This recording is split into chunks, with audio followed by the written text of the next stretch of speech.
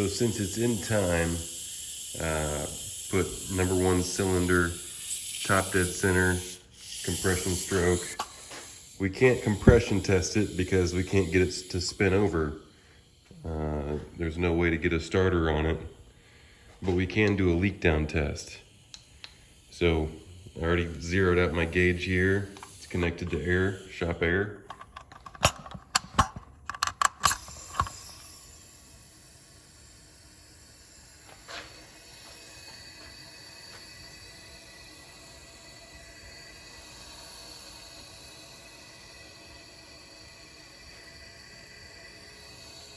It would indicate 100% leakage. And of course, it's all apart, so it sounds like it's going past the piston. Let's just take it apart and see if that's accurate.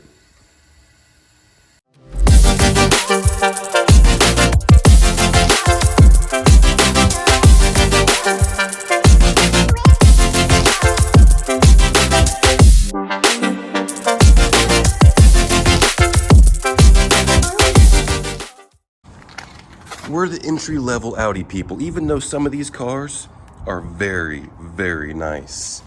We're the 4-cylinder Audi people.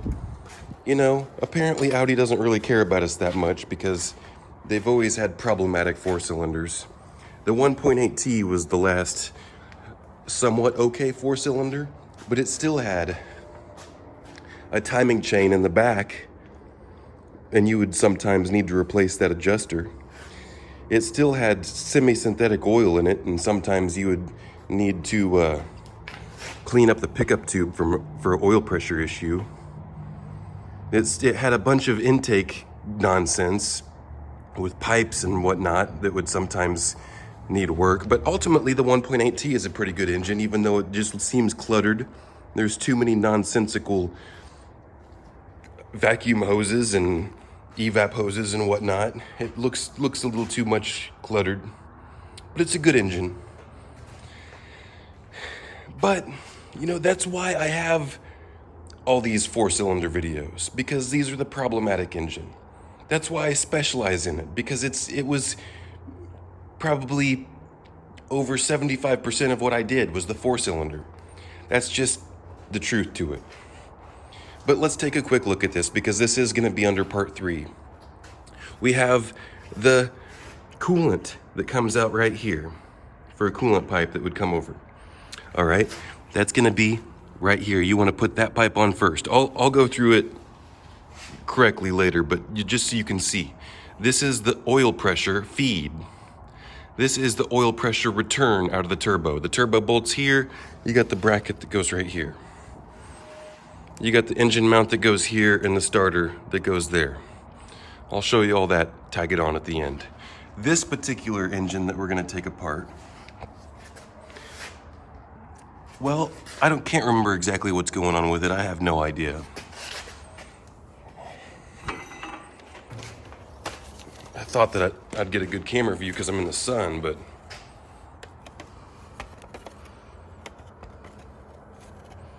see how cylinder number 1 is wet? Is this gonna be, I need to get a legit flashlight. This is crazy, straight up in the sun and you can't see it. Let me see if I can tilt it a little bit.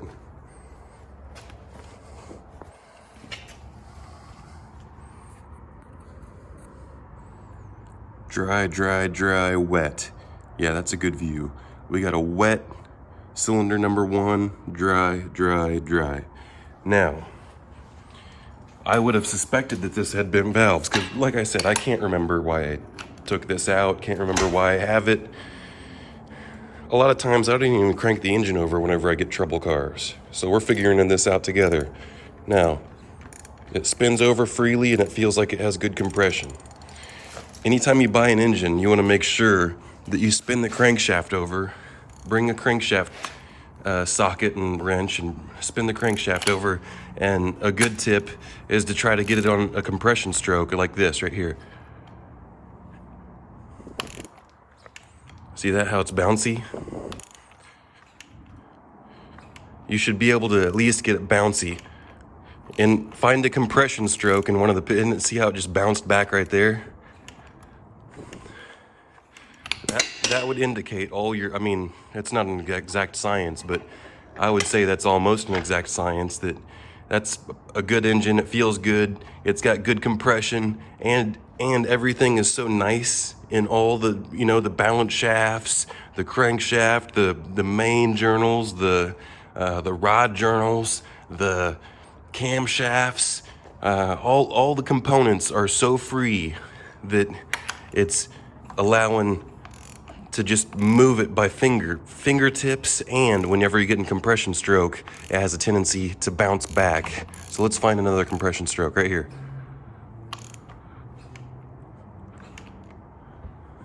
I mean, that's a good engine. So it still has something going on with the number one intake. We're about to find out. I think right now is the most opportune time to get this crankshaft pulley off. If you start taking the rest of the timing apart, there's not enough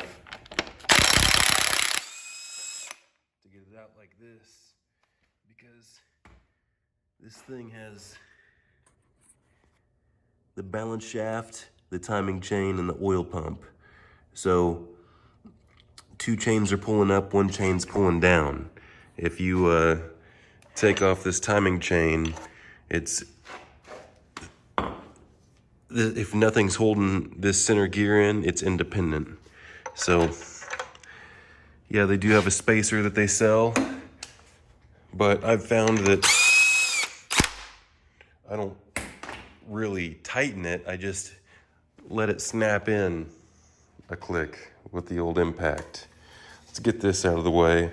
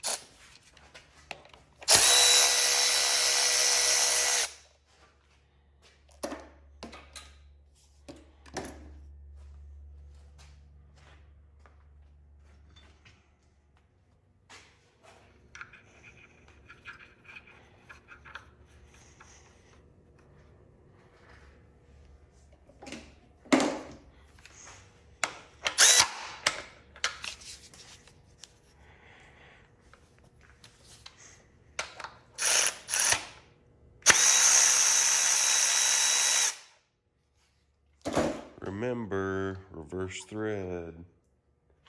What am I thinking? I know that in my sleep, and I sit here and didn't click it over first.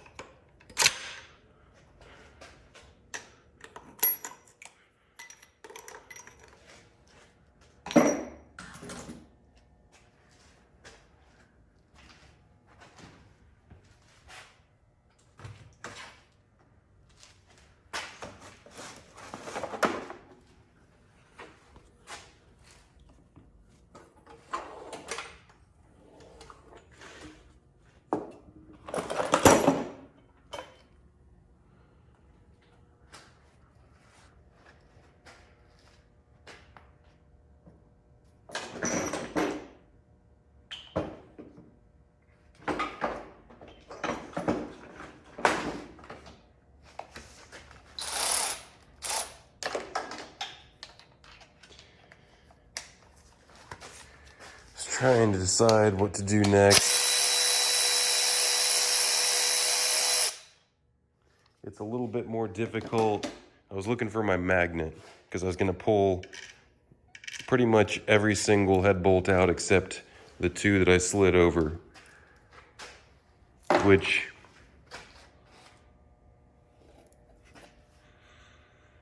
on this one actually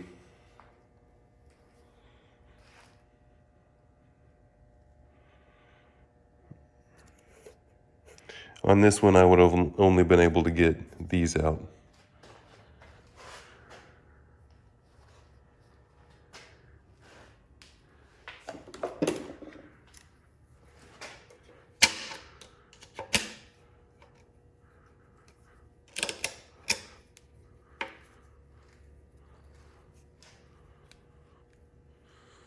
This all has to come off to get the timing chain.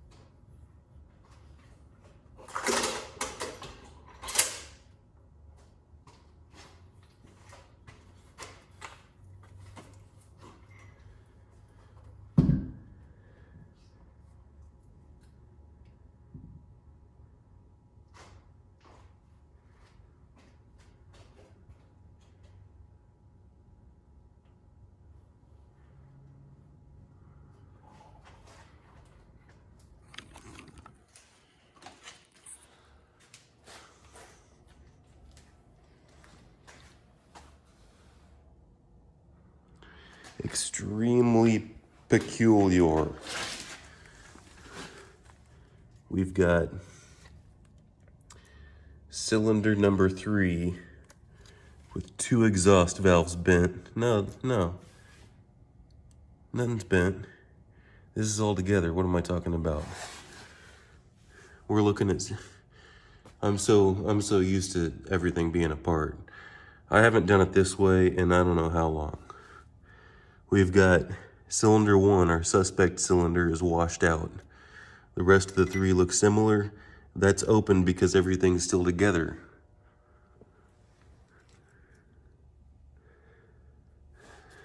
And we were suspecting it was the piston.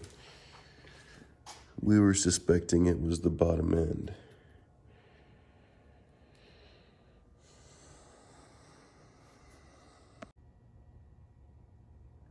We've definitely got some lines in the cylinder wall.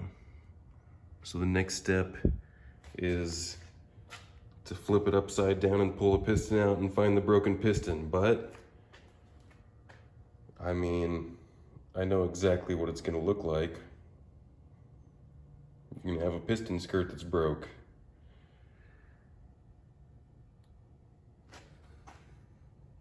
So how bad is this damage?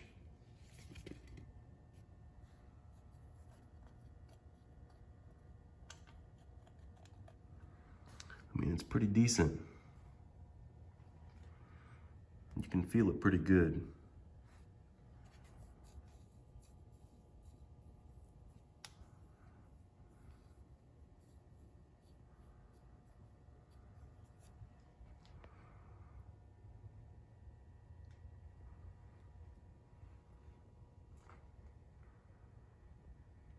A Naptown tuner.